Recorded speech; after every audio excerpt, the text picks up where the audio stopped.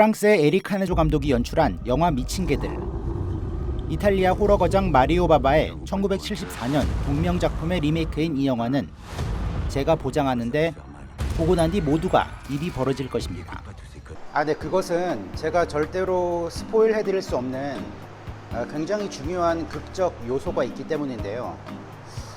어떤 사람들은 이거를 좋게 볼 수도 있고 어떤 사람들은 안 좋게 볼 수도 있을 것 같아요. 그만큼 좀 호불호가 많이 갈릴 요소입니다. 허나 한 가지 확실한 거는 이 영화를 보는 모든 이들이 다 놀랄 것이라는 겁니다. Mind blown.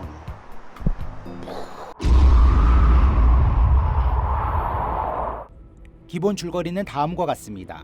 마지막 한탕을 위해 모이게 된 은행 강도 일당.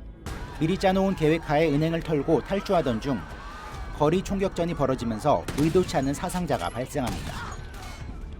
이들은 경찰들을 따돌리기 위해 추격전을 벌이다가 신혼여행 온 여성과 딸의 장기 이식 수술을 위해 병원으로 향하던 한 남성의 차에 타게 됩니다. 무장강도 일당은 전국에 지명수배되고 아픈 아이를 포함한 3명의 인질과 함께 국경을 향해 이동합니다. 하지만 여성 인질은 호시탐탐 탈출을 노리고 아이의 아빠는 5시간 내에 수술을 해야만 살 수 있는 아픈 딸을 살리기 위해 은행 강도단이 최대한 빠른 시간 내에 탈출할 수 있도록 협력합니다. 그로 인해 인질들 사이에서도 미묘한 갈등이 벌어지고 설상가상으로 가는 곳마다 예상치 못한 사건에 연루되면서 사상자는 점점 늘어납니다. 네, 영화의 전개는 미드 24시를 본땄다고 할 수 있습니다. 24시를 보시면은 중간중간에 시계를 보여주면서 사건을 순차적으로 보여준다는 그런 신호를 많이 주는데요. 미친 개들에서 또한 중간중간 시계를 보여주면서 사건이 발생하는 오후 4시부터 그 사건이 종료되는 밤 그리고 다음날 아침까지의 사건 전개를 순차적으로 보여줍니다. 중간중간 강도들의 과거를 보여주는 플래시백도 간간히 나오기는 하는데 과거 이들의 관계를 보여주는 장치 정도로 작용합니다. 로드무비의 형식을 띠며 인질들의 생사 여부에 감정을 이입하며 보게 되므로 영화 내내 팽팽한 긴장감이 유지됩니다.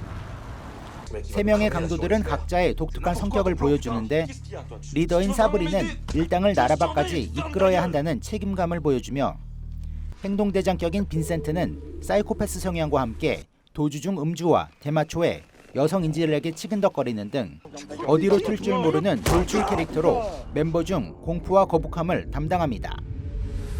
마뉘라는 캐릭터는 일당 중 가장 이성적이지만 아픈 가족사로 인해 인질들의 마음을 헤아리는데 3명은 다양한 역학 구도를 보여주며 영화 줄거리에도 큰 영향을 미칩니다.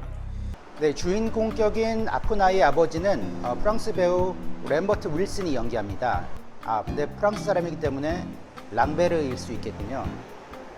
네, 랑베르 윌슨은 매트릭스 2편과 3편에서 모니카 벨루치의 상대 역이자 악역으로 등장한 바 있는데요.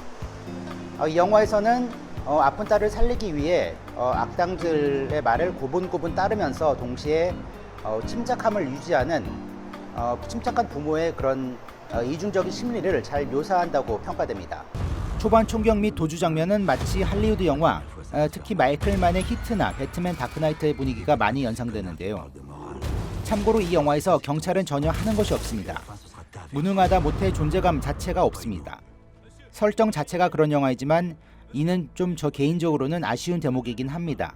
조금 더 역동적인 고양이와 생쥐 역학을 만들면 어땠을까 하고요. 아쉬웠던 부분을 몇 개 좀 더 언급하자면은 이 영화에서 가장 약자인 그 아픈 아이의 캐릭터가 각본에서 비중 있게 다뤄지지 않았고, 그리고 또 막판에 도착한 마을에서 하필이면 그것도 야밤에 축제가 시작되는데요. 이 축제로 인해서 그 일행이 이 마을에 갇히게 됩니다. 그런 설정을 조금 자기적이라는 인상을 받았고요. 또 범죄물의 성격상 어쩔 수 없는 부분이기도 한데 사실 부모된 입장으로서 조금 불편한 부분이 있고, 또 여성으로서도 조금 영화를 관람하는 데 있어서 불편한 대목들이 있긴 합니다. 하지만 스릴러를 좋아하는 분이라면 대체적으로 만족스럽게 즐길 수 있는 탄탄한 작품인 것은 확실합니다. 스포일할 수 없는 내용 전개에 대해 좀 더 부연하자면 저는 개인적으로 이 요소에 대한 암시가 중간중간 있었다면 영화의 표면적인 구도 외 새로운 레이어의 관점에서 좀 더 흥미롭게 관람할 수 있지 않았을까 싶습니다.